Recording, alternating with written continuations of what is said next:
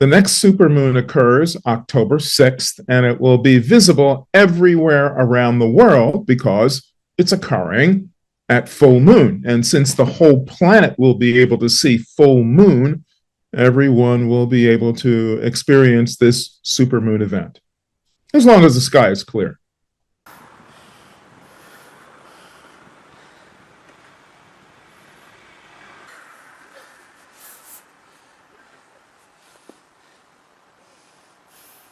The term actually emerged in the late 1970s when an observer discovered this correlation and publicized it.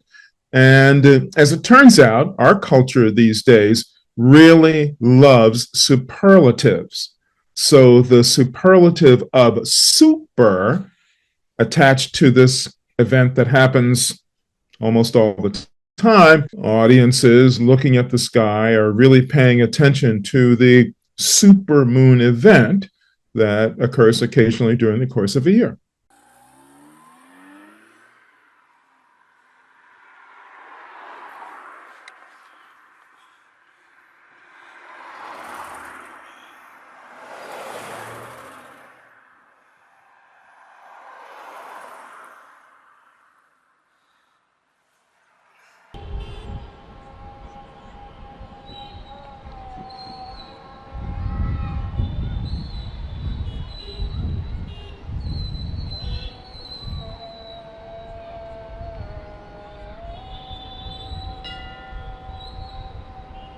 The apparent size of the moon and the apparent brightness of the moon can vary from event to event because the perigee can vary from month to month. And that coincidence of full moon or new moon, it can be also, with that perigee can vary to a degree that they're not all the same, or it's not the biggest supermoon of the year, lots of variables like that.